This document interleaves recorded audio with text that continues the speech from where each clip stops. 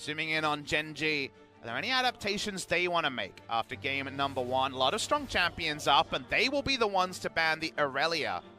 We'll see where Sandbox are in terms of Akali priority. The Galio is left open. Definitely found Fly a little bit wanting in game number 1 on the Galio. Didn't look comfortable on that. We'll see if that's going to be the choice, and it will just be a first pick here for Sandbox. But the Lucian is also open, so if Gen G want to take a page out of the Sandbox drafting strategy, they could even pick that up alongside of perhaps an Akali, which they are hovering now. Akali was banned out in game number 1 by the side of Sandbox. And this time, Gen G will get their hands on that pick. So Akali comes in, as does Sion, to round out their solo lanes. Lucian priority, like you mentioned, pretty low. It's actually not a career strong champion for Ruler. You know, Ruler's only 2 and 4 on the Lucian, so he's never found much value out of the pick. So kind of amazing to see Lucian fall through the first 4 picks of a draft.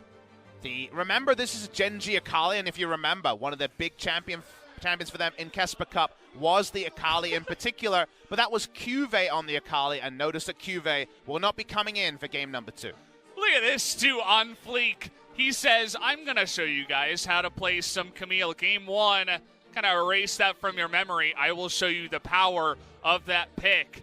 Alongside of Lissandra and Galio, so we could even have Galio go back up into the top side, or Lissandra top even. We could see that once again. Tahm Kench seems like the obvious choice up against so much pick. And if you're trying to make a flashcard to teach people what styles of comp, say a poke comp, for example, the flashcard of the first 3 picks in a draft for a pick comp are Galio, Lissandra, Camille. This is the epitome of pick on the side of Sandbox. Very reliable, a lot of targeted abilities to start the CC chain. Important to have the Tahm Kench here, and that was actually the first Tahm Kench loss, you'll remember, Valdez, in game number 1. So life on Tahm Kench duty again. Doesn't get to play the Vel'Koz anymore after the Vel'Koz loss 2 days ago. The Ezreal for now going to be banned. Will there be a second AD carry ban? Because I don't think Sandbox is that worried about Lucian so far. How about Kai'Sa? I suppose Ruler was even saying that in his own interview, but instead decides to go for the Varus ban here. Be a pretty god tier Kai'Sa, or even a Kalista Thresh draft on the side of Sandbox. That's why the Thresh has been banned by Gen G. I like those two potentially hopping through on the side of Sandbox. What did Gen G want, though? They're looking for a marksman. They're also looking for a jungler. And it seems like maybe Ruler will just deny away the Lucian. When Ezreal's taken away, we're running out of lanes that lane pretty comfortable into Lucian, so it feels like it has to be a blocker and also potentially a source of power for Ruler. Well, he's going to have to prove himself on this Lucian that you mentioned is not one of his big champions. And another big question is, what do Sandbox respond with? And they're going to lock in a Victor. That's going to be Victor bot lane, most likely, just to wave clear against Lucian. It's a bit of an avoid lane choice. I would have loved to see a much more risky choice here, but they do have to contend with something like an Akali. And we got a Darius locked in. This is going to be Lissandra support, guys. The first Lissandra support that we see in Kesper Cup. The pick was around in solo queue. It's definitely around solo rank recently. People like Tucson have been playing with it, and Lahens as well. It's actually going to be our first Lissandra support from Joker of all people. An old man reinventing himself as Gen G. You know what? They need a jungler. They go tier list. They go Sejuani. Honestly, after game 1, I say to Peanut, you are playing Sejuani. That's just your... Did you watch Peanut play Sejuani 2 days ago? Yeah, but, you know, it's... it looked better than the Camille game, I'll say that. Don't want to be too mean. I know Peanut's got a lot of fans. Hopefully he can redeem himself in game number 2. Back on the Sejuani this time around. Fly given an opportunity to get a bit more aggressive on what looks to be the Akali, but take a look at these summoners up on the top side, so they might do a switch here. There it is. We're waiting for the switch here. Would they actually not go for support Lissandra? They won't. So interesting. Seems like Joker just wants to go for support Galio instead. This goes against recent trends. We've had it, I believe, once in the LCK before. I want to say Tucson played it. It might have been Max. One of those people that look at the game differently. So they don't actually go for the recent meta trend. They just want some lockdown, and I guess it's coming from the support. This is a game you look at the draft in solo queue and you just click that X button in the top side. You're like, okay, I'm going to dodge this one. I think our support is trolling a little bit. But no, it is a Of course, Joker going on to that Galio, not seen there on the AR, but a very important pick alongside of a Darius in the top side. So Darius versus Akali in the top lane could get really dicey as well. Darius, Ghost Flash Darius, is of course the god tier top laner in Korean solo queue. If you come over here, it doesn't matter what elo you are. See it every Someone game. is going to lock in Ghost Flash Darius. I imagine the summoners will be a bit more defensive this time, but wouldn't it be fun if they were not? It would be. We'll have to wait and see, Papa, as game 2 should be another spicy one. Let's hop onto the Rift once again.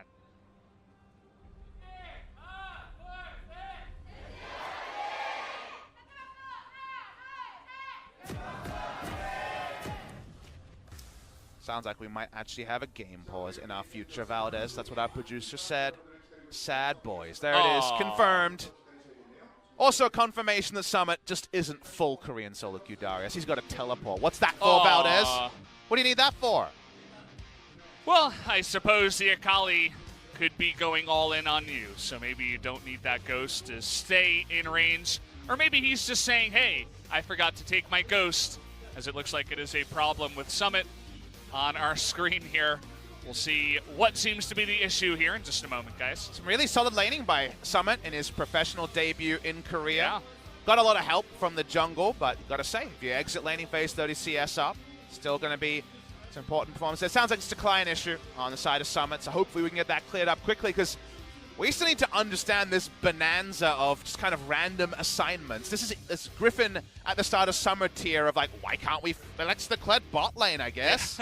We got Galio's support in this game, in spite of Lissandra's support being by far the normal choice when it comes to off-meta bot lane supports. Yeah, I mean, you think about it, and if you have Galio Camille compositions, you're going to be diving bot lane a lot, right? We've seen so many four-man, five-man dives in the bottom side. If the Galio's already there, I mean, I suppose you can flex it that way. He's also going to be quite tanky, I suppose. He has insane amounts of CC in his kit, so on paper, it sounds okay. I'm going to be honest, I think it's way more trashy than it used to be, because Galio right now is an AP scaling burst assassin abuser.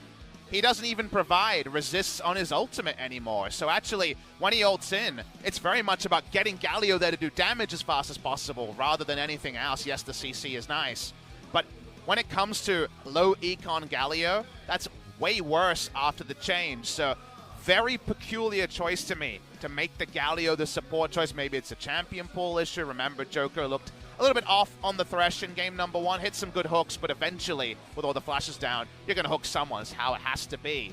So we'll wait and see if we can be inspired by it. What we can say it does provide is you press E on Victor, Q on Galio, and hopefully minions die pretty quick. Yeah, I mean, that's another thing, right? He has those base damages on his abilities that we always like to talk about, so they have the wave clear.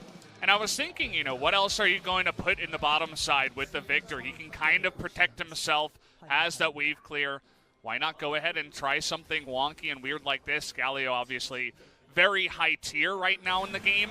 And if this makes the most sense to you in terms of the way you want to flex your lanes, maybe you just go ahead and put it this way. I'll just assume that it's working in scrims, but while I could look at the Elise support yesterday and say, well, that's quintessential Lehens, and I understand how the Elise support will function, WMAX bot lane Lissandra is being preferred by a lot of different teams when it comes to solo queue support. So the Galio, we'll wait to see if we can understand it. Let's see if we can understand the early game here, because once again, you're going to have the magnifying glass on Gen G, who traded down and made some pretty big micro mistakes, and they can't afford to do either, especially not both.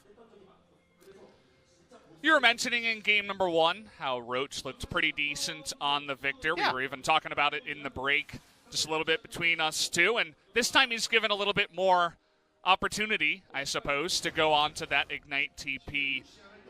Akali, I thought maybe it would be Fly in the mid lane, but no, he's just going to be back on another tank.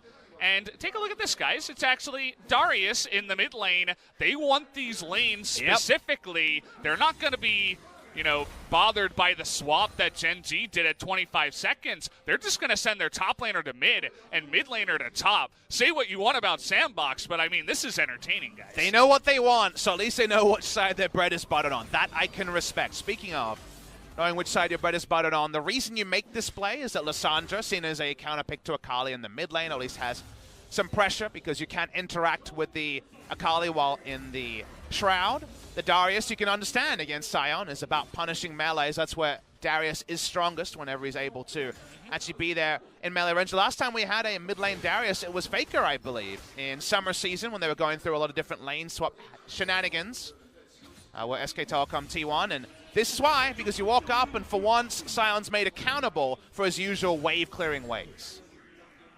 The only thing that's a little bit less happy for the Darius is that mid lane is a shorter lane compared to the top lane, so you can't really run them down. Maybe that's part of the reason why he doesn't take Ghost as well. Just says, I'm not really going to need Ghost in the mid lane. I'd rather just have the TP to have my presence be there in the lane. On Fleek is going 1v1. Oh man, he's going to force the flash this early on Fleek. Some extremely aggressive jungling pays off. Really nice pathing there. He didn't go for the middle of the mono. He went up because of course that's where the Sejuani is going to try to escape, and that means that the Arctic Assault was interrupted by the hook shot. Doesn't matter if you're level 2. You'll press the attack Camille. You know what you want to do. Good start there from On Fleek. Now the shoe's on the other foot, and he's going to take both scuttles just like Peanut did in game number 1. Yeah. You mentioned how we didn't really get to see On Fleek in the Caspa Cup. It definitely was a big gap in the Sandbox lineup when we didn't get to see him in that tournament, but he looked really good in promotion tournaments to make it into LCK, and now here in the LCK, he looks like one of us, right? He just looks like a fantastic, another one of these aggressive junglers so far, looking good in the matchup. Well, consider his pathing so far was his red, enemy Gromp, try to kill the enemy at his red, and that's why Sejuani comes like, where the hell is my Gromp? Well, that was taken earlier by Camille. Now, if On Fleek's fully aware of that, he should know that Peanut will path bot side to try to get a camp of his own. You notice the pings from the side of On Fleek. He didn't actually go to this left side, as you were mentioning. No Gromp, no Wolves. He actually comes down and does his Raptors. So maybe kind of on that point you were talking about, wants to be close to his bottom side just in case. And you can see some more go-ahead pings here from On Fleek. He is in position to handle this if any kind of gank comes in from Peanut. Been revealed, though, because he used the scrying plant there, so easy to ping out that was the enemy jungler and Peanut himself. Showing his exact positioning. He'll back away. Ghost, remember, is no Hex Core Victor, so low on mana, not going to be able to shove too expediently this early in the game. So a lot happens, but nothing is consequential, barring the flash being used by Peanut. I love the mind games here from On Fleek, too. He uses the scrying plant that time around just to put the fear into Peanut, has the Gromp, go ahead and lose its patience bar. Peanut losing a little bit of speed there as On Fleek is just backing into his base. Just happy about that one. Top lane looking good for the side of Sandbox. Mid lane looking even better in terms of that CS difference. It's just they got the lane assignments they wanted. Looking good so far. And for all the people who've already muted us and started to go queue for solo queue mid lane Darius, which we know you're out there, you love your Darius. What you should know about this is it's very significant that Sandbox have the big skirmishing advantage in the jungle. You need to have a Camille versus Sejuani matchup to make this work, because you were already talking about the short lane. If Darius falls behind, then he's under turret and you can't actually exert any pressure. Consider right now what Sandbox have. They have the skirmishing advantage in the jungle. Darius has huge kill pressure with any Camille gank onto the Sion because he has his ult and does so much base damage. Top lane has the same kill pressure because they have instant cast, lockdown CC, and the press the attack Camille. They have huge priority in lanes because the jungle matchup is oh so ahead. You can consider the opposite, too. I know a lot of people are going to be talking about the Camille versus Sejuani matchup as we did have it in Game 1, and honestly, Peanut wasn't able to really win that one and get so aggressive, but it was because, the Lucian over the Galio. Galio couldn't honestly respond before level 6. I'm going to hold that thought as Dove is getting dove here. We'll see if he goes down. All the abilities used here by Roach. Looking for one more Q. Just going to get that auto. Picks up the essential first blood solo kill in the top side. Dove was trying to buy time, get under turret, then self-ult, but it was all about the chicken on the final Q or auto. And the self-ult never happens. The kill would have still been registered. Nice moment for Genji in the top side. Teleport Ignite is taken for a reason. Akali is so slippery, flash or no, and the Ignite gives the cool pressure, even in a traditional counter matchup like the Lissandra. Yeah, and that's really big for the lane too, because the TP was used prior to the kill, so Dove has to walk all the way back, misses an entire wave. You also got Peanut hanging around the top side here. We'll see if he decides to follow up. He's not going to hit level 6 as we saw in game number 1, but he's still in position if need be. And you would imagine that both Summit and Dove are going to be a little bit out of order. Remember, they're not playing in their traditional lanes. They have much less experience in the corresponding solo lane than they usually would, and because of that, there is always going to be those scenarios where Roach understands the lane spacing better than Dove possibly should on the top side, and that was a window that Roach saw that Dove wasn't aware of. Yeah, at least the Lissandra, as you guys can see, is still very good in the lane. Play this one a lot in the mid lane. Akali and Lissandra are both extremely popular on the ladder nowadays. You can kind of just throw your AoE abilities out into the Shroud, which is Akali's most annoying ability for anyone who has played against her. Here's on Fleek. He's level 6. He's looking for a dive. They want the Tom Kench. Red Smite comes in. Do they have the follow-up damage? Ghost and Joker just too far behind. Ghost is going to follow up with that Chaos Storm, but unfortunately can't quite close the gap as the Victor and Galio, not the most mobile champions in the game. Yeah, really poor coordination there between OnFleek and his laners. Joker tried to go for a taunt flash, but he was so far behind the Camille that they were never realistically going to be able to get that stun in. They'll get a turret plate, so that's the micro victory from that particular gank, but not the cleanest stuff from Sandbox's trio. At least the lane is looking a lot better after that upgrade to the Ray that you were talking about. The wave's actually pushing the direction of Ruler this time around, and the CS is very competitive. Both of them pretty much on the same amount of CS. At least Ruler did pick up the Cull to, just handle this, essentially the farm lane that we do have in the bottom side. We'll see if that helps him out in terms of getting ahead in farm. Let's talk about farm lanes now.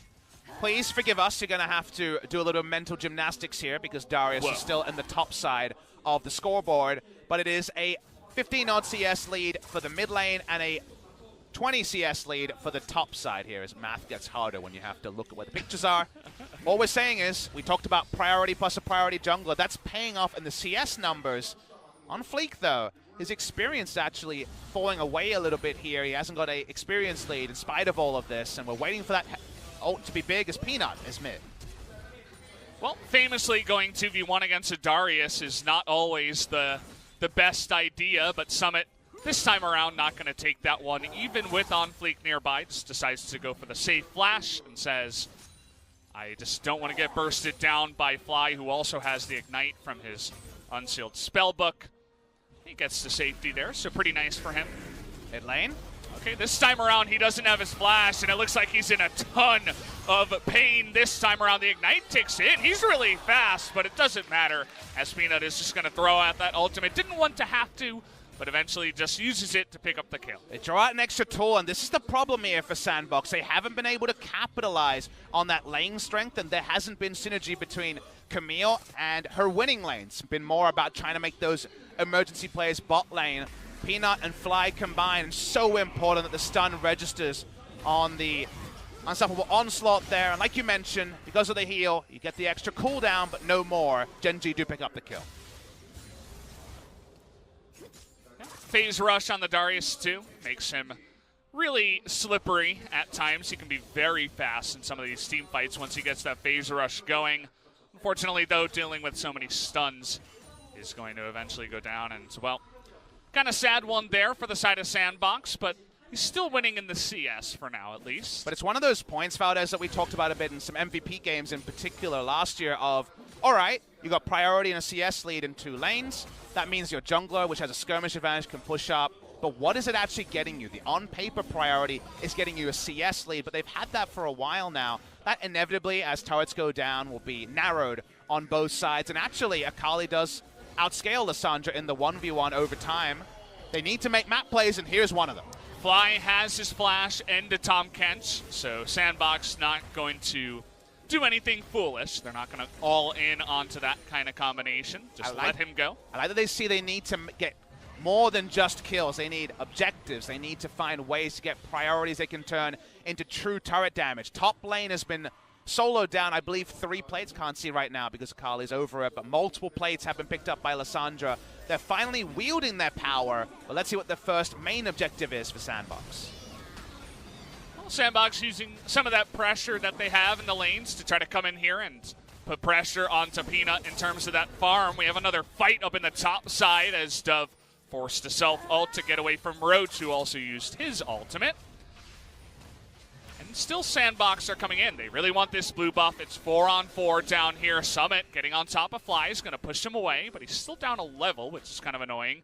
And they will just let the blue buff be and go over to the side of Gen G. It's good to see them contesting more, but right now we can't see the next level play from Sandbox. We're focused on them fighting for very micro objectives while around the map. Lanes are steadying. Roach is over level 9, and we all know that the Q there, finally at 5 points, gets a lot more utility and shove. The Gunblade is coming soon. Will this be the second objective of the game? Ocean Drake will start. But you can see Gen G, they're not giving up anything without a fight. Well, exhaust onto the Galio is kind of interesting, but a big engage here from the Scion, but he gets Hextech Ultimatum, and maybe enough damage. The pull over the wall is huge by Summit. Gets that Tom Kent into the danger zone, and they take him out immediately. That's going to be the 1 kill to Sandbox, and potentially this Mountain Drake. That was like an Officer Darius. He certainly apprehended that Tom Kent and got him, but bot side. Well, he does have that support Galio. That's one thing you can use to keep your Victor safe. Something we did see right there. Maybe part of the reason, but either way, Ghost does not die. Had to flash for that one, but the Mountain Drake still goes the way of Sandbox. Peanut's still here. I'm not sure Sandbox know this. We'll see if anything comes. As any cooldowns are wasted, potentially Peanut could find an avenue in. No ultimate for him. We'll back away, no harm, no foul after it all. The Mountain Drake, like you mentioned, but here's the big timer. On the top left, you see that Infernal is the next spawn, and I feel that will cap off an innovative draft and an innovative approach to the laning phase from Sandbox, or condemn it. Watching the replay here, so important that no double stun came from the Unstoppable Onslaught. You can use the untargetability at the end from the Camille to avoid that, and the Apprehend, like we mentioned, was the big cooldown there that got Summit his first kill. Yeah, we weren't sure what to expect out of Summit, but he's played 2 lanes and he's looked good in both. Honestly, getting a pretty decent matchup in both of them, but either way, gotta give a nice little thumbs up to him so far. He's been having a series of his own. Really interesting player as well. We were going over his history because we knew he was a substitute on a Freak of Freaks but never really played. Understandable, he was behind Keen in 2018.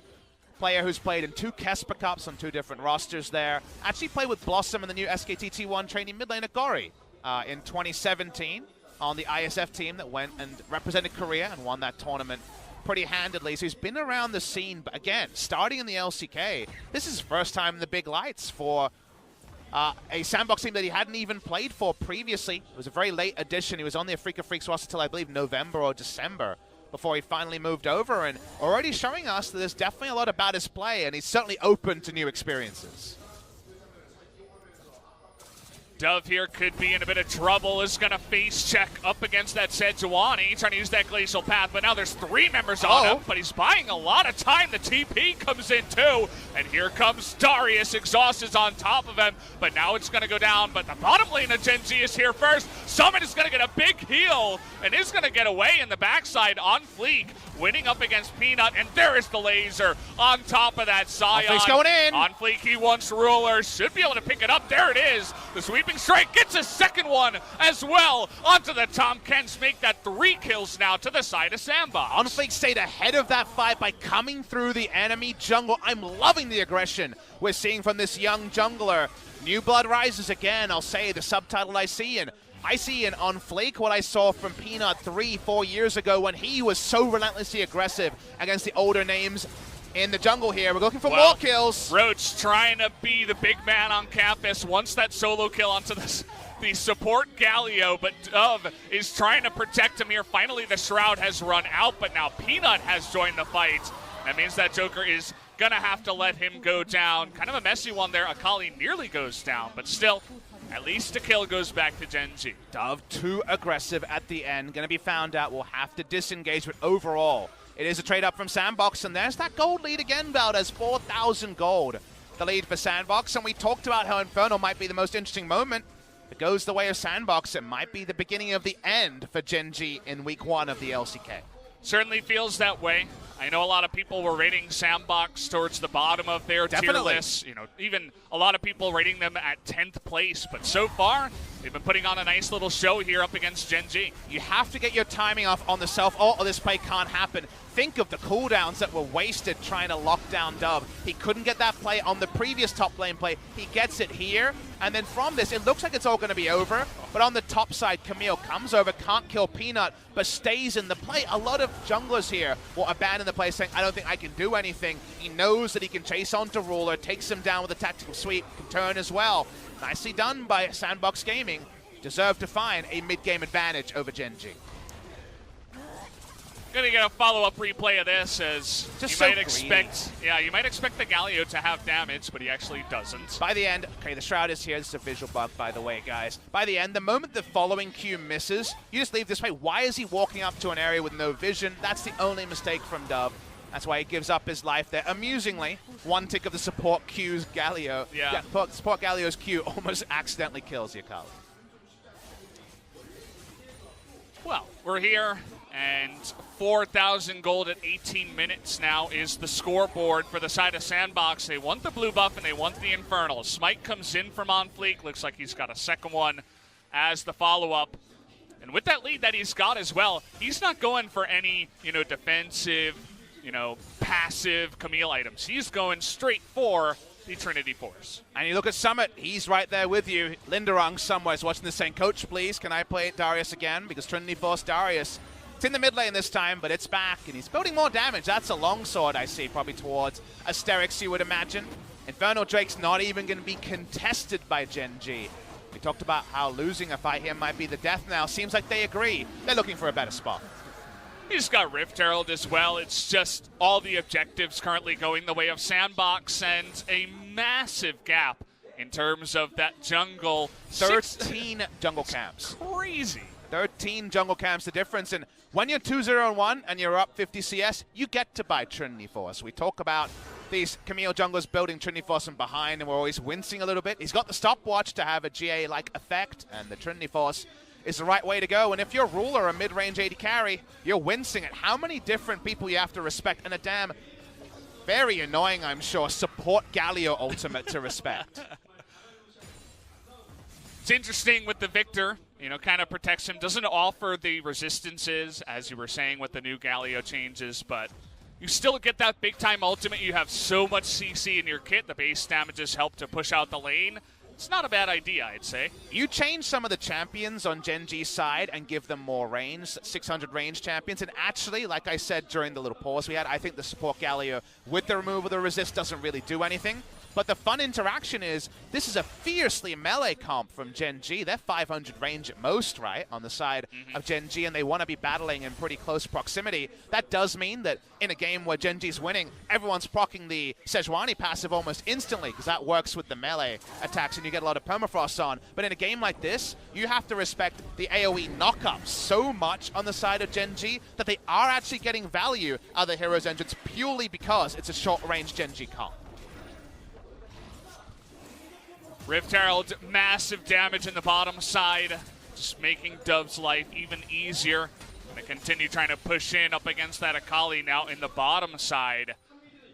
And Sandbox, first game, double AD carry. Cool red side strat where you flex the Lucian into the mid lane up against the Galio. Somehow that looks pedestrian. I know, this time it's no AD carries. No AD carry, Darius mid lane, I guess. Now it's top lane. The OCD people out there can finally rest easy. We finally have the correct lane assignments. Things have gone way better than expected in this particular game. Life cycling through his Unsealed Spellbook. He knows he needs cleanse, and the damage close to being wielded. Only a Phage and the recipe short for the Trinity Force for the Camille. What is going to be the next step here for Sandbox? They don't have the most amazing Baron damage, that's for sure. They're also on the blue side, and Gen G have a nice amount of Vision around there. Also, Fly having a rough time up against Darius. That's what you can always expect. Okay, we're going in onto Ruler, but he's got Tom Kench on fleek, buddy. You got to be careful. As once again, another member of Sandbox getting a little bit greedy, going into no vision. Gets caught out there, has to burn his flash. So what you need to note there, another VOD timer, just like the Baron setups in game number 1 for Sandbox, the coach wants 21:45 in this game, is the game state has changed. The laning phase is over, the grouping phase has started, and OnFleek is making an aggressive pick because he sees the Lucian, thinks, oh, it's just Lucian, maybe Tom Kench's near, I can't see him. He's not respecting the fact that the grouping phase has started. You no longer can go for full Assassin Camille. If you have 6 kills and had Trinity Force, maybe you go complete Rambo mode, but this is not the time.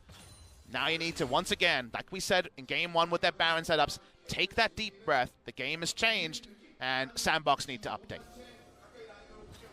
That they do. This time around, you mentioned the range problems on the side of Gen G up against the specific composition, the Calio, Darius especially, but what can Ruler do this time around? We saw him in game number 1 on the Ezreal, had somewhat of a chance to try to go 1v9, but this time on the Lucian already has a death, not necessarily the biggest farmer. Can he actually carry on a Lucian as the game goes along will be a big question for me. It's really hard because Camille Galio exists, even though it's wonky based on expectation with support Galio. There's Camille Galio, so they have backline threats. So the reliability there with Lissandra rolling in like we're seeing on screen means that Ruler should be under a lot of threat. Now, there's still a chance that OnFleek goes too far. Summit misjudges, and the front line is taken down, and Ruler can clean up, but Sandbox have the tools, they have the gold lead.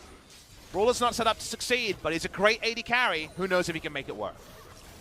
Well, they want to get on to OnFleek here. Hexpect Gunblade is going to be used. Dove desperately trying to get into position. Is going to ultimate the Akali, but there is no follow-up on the side of Sandbox. Roach takes a lot of damage from the Victor. They will successfully disengage, but Ghost looking to take a little bit more. He's getting really strong, actually, from that laning phase where he was very well protected. Is beginning to chunk people out on the Victor. And the defensive macro from Gen G is a holdover from the Ambition and Crown days. It's still good, and OnFleek is too far up. With the vision line that the team have put together, they have a fallback objective. Don't feel so great about a 24-minute Ocean, but they're cycling another Inferno and potentially a further spawn. We could have a bonanza of Drakes in this particular game, and while the Baron is a lot harder of an objective, Sandbox, what they have told us now, and we can say triumphantly at 24 minutes into game number 2, is that their early game plans are really good, but their early game to mid game to late game transitions are still a bit sloppy. At least they have that base. Let's see if they can close out what's, again, a good game. They've got 4 Drakes to their name.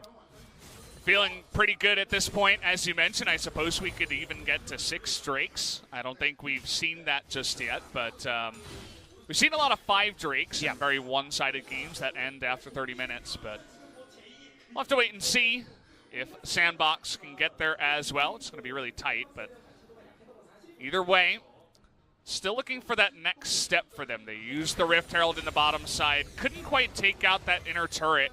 Their Baron damage, as we mentioned, not the greatest here in game number 2, especially compared to game number 1.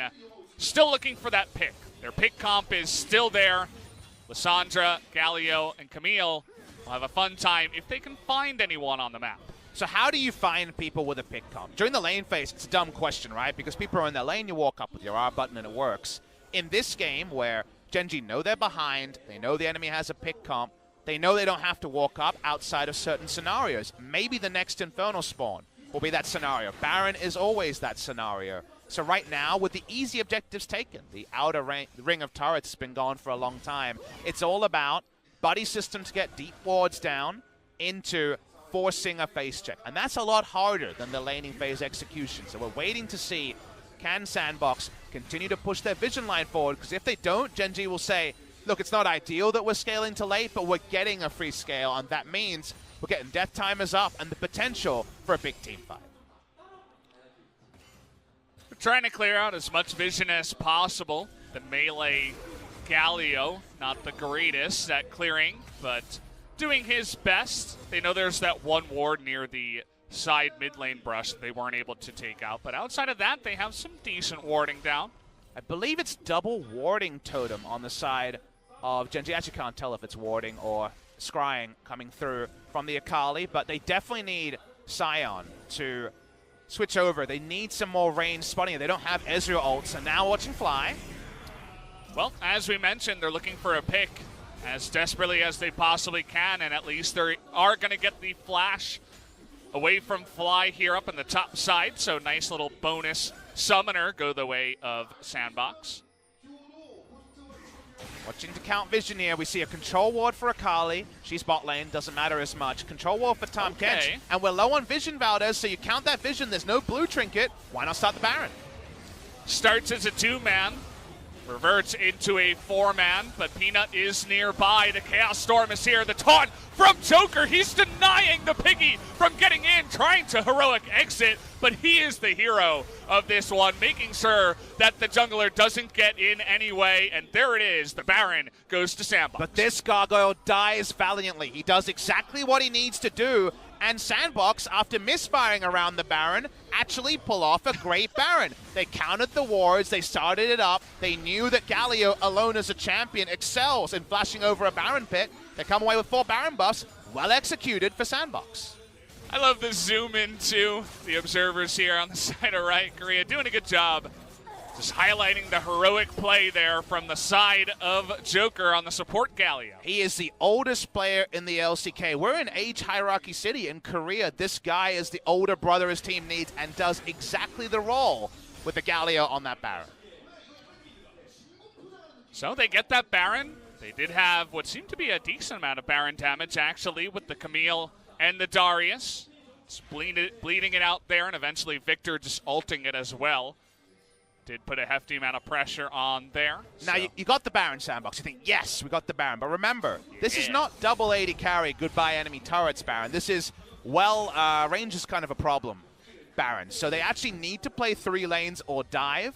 The easier choice is to dive, and Sandbox, based on game number 1, aren't so much about setting up their side waves like some of the better teams, or traditionally more experienced teams in the LCK. Let's see how they close out with the Baron. This is a powerful one, but the reliability is a bit lower than in a more traditional marksman comp. There's another objective that could make things even more interesting. The second Infernal of the game. Poking its face out, and Dove actually getting an inner track on the right side as all of Gen G are in the mid lane. Nobody's going to defend it, and they're going to lose an inhibitor turret just like that. That's pretty smooth. All right, first objective. Question asked, question answered. Well done, Sandbox. You got your first inhibitor turret in a team with no range. Welcome back up. Dove continues to poke around. Again, the mid lane's amusing because it's so damn hard. The Cannon Minion's the MVP of the mid-wave push because no one else can help. Summit's like, I would like you to take 5 autos in my ultimate. Not working out so well for him. Mid lane. Okay, here comes the engage on a Joker, but it's support Galio, and he is so tanky, actually. Can the burn, the bleed go down onto Fly? It doesn't look like it, but they win the trade in the end, and they will take out another turret. Now they're looking for Roach, who has to get out of dodge. This is going to be pretty easy. The flash in from Unblink. He takes him out. What a play. Gets into position, and now Galio comes in to help out that Camille. He's going to die a hero as well. Even though he does go down, a double kill, though, does go to Ruler, so it looks like Sandbox have to back after the 2 inhibitors go down. And no shame in backing off when you get double inhibitor as a comp with no AD carry. Because guess what, Valdez? You can kite back to an Infernal if you want. You can bait an Infernal too. Here comes Fly. Here we go. The apprehend over the wall once again. It is 3-on-3, and you do have life coming in. Gonna get that slow, and it looks like Summit in a little bit of trouble here. Is gonna flash away, triple apprehend, trying to get the damage. He takes down Fly. Unbelievable. And now Dove, with the help of Ghost, is gonna take them out. And that Lissandra passive, making quick work. Ghost gonna get another kill. They're all dead. That a third one as Peanut is nearly gonna go down. Has to flash away from the Chaos Storm.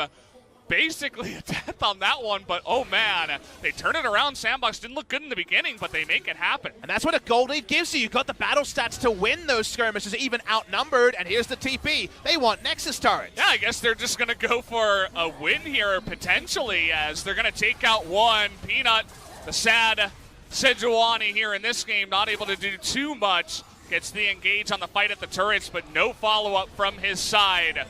Range a big problem. Okay, trying to go for the prediction, but that was not much of a prediction, more of an anti-prediction. The Nexus looks like it's going to go down Fly, trying his best to do some damage, but the 2-0 victory comes to Sandbox Gaming over Gen Z in an upset victory. Take your tier list and stuff them, Sandbox Gaming says, when they 2-0 Gen G as high as second or third on most people's tier list was Gen G. They cannot win a single game against W1D3 Gaming or Sandbox Gaming.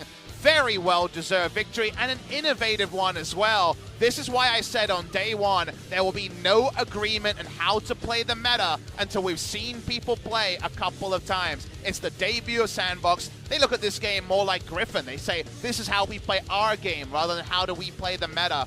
And that is actually going to give them a 2-0 and a really nice start, and hopefully some new fans, because they deserve them. Very well played from draft into the game, just outplaying Gen G at every turn. They definitely deserve it, as you did mention, the 2-0, and we're going to have the unexpected interview with a couple of members here on the side of Sandbox. I would personally give On Fleek the MVP for game number 2. Not sure how you feel, Papa. The reason why this is such a cool victory is that Team Battle Comics were known for their cool name and the Bitcoin memes. And the Korean meme for this team was, well, I guess they're really tall. They had nothing about their gameplay in any of those memes about us. That's all this team were known for. And now, one best of 3 later, they're known for really cool lane swaps. They're known for some flashy moves. On Fleek is solidifying himself as a really promising jungler. Just like Canyon, he comes in, steps up to the LCK with no LCK experience, and outdoes one of the players who, in the LCK era since 2015, has defined the jungle in Peanut. That's really good to see from Sandbox. They're making a name for themselves, and names, like we've said, have been a bit of folly this season. A lot of big-name players have been on the losing end, and Gen G step away 0-2. Bit of an upset, you can say, when you look at it on paper. Obviously, you look at Gen G, their performance in Kespa Cup. You look at the players they have, Peanut, Ruler. Yeah. You know, pop out on the page, and you say, wow, this team could do really well. But week 1 is a total disaster for them. I know a lot of their fans are going to be thinking to themselves, what exactly is going wrong? But I have to say, specifically today, was not a great performance from them. They could do better. Today was just one that you got to just forget about. And the awkward part is you can't even blame the coach, because just like in any traditional sport, you kick the manager first. Like, you fire the manager because the players are the more immovable part. Remember, they can't change rosters till the second round robin, which is a month and a half away, and we're already talking about roster changes in week 1. It was the players' execution that let them down the most. They had some very strong power in both drafts, but just couldn't wield it, and was surprised by the on-the-fly adaptations. And it's, to me, the adaptations that Sandbox can make of, hey, our top laner will go mid. Don't worry about it. It's the matchup. You might be a top laner, but you can work it out. Those adaptations were so much cleaner than some of our real veterans of the scene not being able to read the game state and making some big mistakes. Yeah, and definitely some good things to take away from the side of Sandbox. On Fleek, rank 4 in solo queue, looking unbelievable. And just especially here in game number 2. And Dove, the big thing that strikes me about him, he's so consistent. Every game he plays just as well every single time, and game 2 was no exception. The reason why I like this replay that he dies on is he didn't get the last second ult off that time, but we saw the team fight that was won by the fact that he was able to self-ult through Peanut's Sejuani ultimate.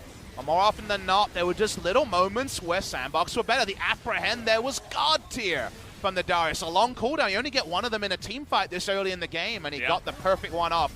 This was the second time from Dub where he does get the other one. Look at how much value is bought. 2.5 seconds, a Sejuani ult down. On Fleek comes in, Summit comes in. Sandbox win this, and they never lost a team fight after this 1-1 from Dove's smart play. That's also a split-second maneuver, too, because the Sejuani ultimate was mid-flight, and he was able to get it in between the stun of the Scion and the Sejuani ultimate hitting him. So he was spamming it. Perhaps Peanut could have been a little bit faster on the trigger there. Not 100% sure, but he makes it happen, and On Fleek follows up. Really good stuff from Sandbox. Really deserving winners, and even though Gen G made mistakes, they were necessitated by Sandbox's creative drafting and aggression. Aggression was the word I kept screaming at you, the viewers, everyone in summer season when it was so clear the meta was going towards aggression, and Gen G and other teams were hanging back and scaling. I said, this is not the way you win. in the meta. You win with aggression, Damwon, Griffin, and now Sandbox are all living up to that, Valdez, and it's really heartening to see. It's definitely good stuff from them. On Fleek had his Poggers moment too. Gets on there onto Roach even before he can execute his way out to safety. Gets the kill. They die on the backside, but it opens up the double inhibitor kill, as we were talking about as this was live. Good stuff there. They follow up and get these kills, and they end the game before we even realized they could. And this was the one that, again, the VOD review might come up. It's a 3v4 as the fight goes on, but the item lead allows you Summit to make this. It's like you say, I think Ghost is the one that's even better to watch. At the start, he has to happy foot a bit. He's trying to work out where the fight will be happening. But look at how much insane damage Death Ray into Q is able to do. They're able to chase forward for further kills. Nicely done by Ghost. Shout out to him, a guy we would have had almost no expectations on. The ones we've had to eat our words on, Bono and Ghost, they come back and suddenly seem like they're going to flip from kind of a D tier to a B to A tier almost instantly. It's only week one, but very deserved victory and 28,500 gold. This time not in a losing effort from the victor. Yeah, the damage is insane, and yeah, I mean, I said it in the beginning. I was one of the guys that was like, oh, not a huge fan of Ghost, you know, especially 2018. I think he struggled so much, and well, here he comes out for his first game, and he shuts my mouth, that's for sure. So excited to see more from him. More from Sandbox. We were thinking, hey, what is Sandbox going to bring to the table? Well, they brought a lot to the table tonight, Papa. Humble pie is a great thing to eat as a caster because it makes you think critically about what could happen. You don't just stay in the past and say, well, they always won, so they'll keep winning. This year will be the underscore on that. Very well-deserved victory and very well-deserved MVP. It's a 107 stat line. It's not a sexy one, but it's definitely a well-deserved MVP. And as you mentioned, this team fight, let's take a look at Ghost on the Victor. It's happy footing and making it work. I mean, you don't necessarily expect your AD carry to play this level of Victor, but man, he was so clean. And do you remember how bad his Vladimir was? Yeah. He was an awful Vladimir player. He would never ult in team fights. He would try to play backline instead of frontline. Then he gets some time in the offseason. He gets a new scenario. No longer BBQ Olivers. I'm going to move on to Sandbox Gaming. We're surprised to see him in the LCK again. And here we are saying his Victor was clean, his Game 1 performance was good. Ghost has leveled up, and he's starting to show some of the promise that I'm sure Mad Life saw when he was in the trainee house for CJ Entus now 3 years ago. It's really exciting stuff. We just add one other team that looks really strong to the pot of amazing teams that we do have here in the LCK. So we're going to get that interview with Ghost going right away, guys. So I'll hand it over to G-Sun for the translation. 캐스파컵의 복수를 제대로 했습니다. 샌드박스 게이밍의 고스트 선수 모셨습니다. 안녕하세요. 안녕하세요. 네, 와 정말 기분 좋으실 것 같은데. You must be really 오늘 happy, 복수의 Ghost. 칼날을 제대로 갈고 나오셨어요. What a revenge. 소감 한 말씀 How do you feel right 부탁드립니다. now? 오늘 솔직히 연습이 좀 많이 잘 됐거든요. 그래서 We were doing really great during the practices, so I actually had really a 또 lot of 이기고 confidence. 싶었던 상대여서 이렇게 And I especially wanted to take down Genji so much, so 기분 2-0 victory is really a meaningful one for me. 아주 대활약을 하셨는데 라인전을 강하게 가려고 미리 준비했던 So you 필요가요? locked in Callista. Was that for strong laning phase? 시안을 미드로 애초에 갈리오 상대로 돌 생각했었고 We were actually thinking about flax pick Lucian against Galio. 준비를 되게 많이 했었거든요. And we 오늘 prepared a 보여드린 lot of 것들이 Joker 훨씬 peaks, 많이 so 남았거든요. we got a lot more left, so please keep an eye on us. 준비해왔던 픽이었어요. 야, And that was part of our plan. 준비되어 있는 게 뭘지 더 뭐가 준비되어 있을지 I 정말 guess we have 기대가 to 됩니다. expect more from 그래서 Sandbox 그런지 Gaming. 초반 운영을 빠르게 가져가는 게 돋보였는데 And 언제쯤 kind of 승리를 Sandbox was 확신하셨나요? snowballing a lot even in the early stage of game. 기억이 잘 나지 When did you guys 않는데 gain the momentum to take 그 down the 밑에서 Nexus? 그 피넛 선수가 저한테 Well, 들어왔을 maybe 때 when 그때 한타 Peanut tried to 이기고 turret 이제 dive 아, me in 좀 the mid lane, 유리해졌구나. 네. 하던 대로 하면 이기겠구나 이렇게 생각했어요. I thought that 네, maybe there can be the momentum for us to take down the Nexus in the end. 그리고 두 번째 경기 일단 뱀픽 구도가 굉장히 흥미로웠어요. 탑 다리우스 Moving on to game 원딜 two, 빅토르, 서포트 the draft 듀오. was really 정말 interesting. 상상하지 못한 픽이었는데 어떤 전략이었나요? What kind of 정말 strategy 궁금해요. was that? 일단 저희는 캠프 폭에 대한 자신이 있고 All of our 캠프를 players are 돌리고 막 confident 어디로 쓰는 with 거는 our 편견이 champion 하나도 없기 pools. 때문에 그렇게 조합이 나왔던 것 같고 That was 저희 why we were 탑 trying 선수가 something new. 다리우스 무쇠거든요. Especially 그래서 다리우스를 Summit 정말 really loves 좋아해서 Darius. 네, 딱 각이 나와서 He said today is the day to show it. and I think it went as we planned. 원딜 빅토르 장점이 있을까요? Then why did you play Victor as an AD carry?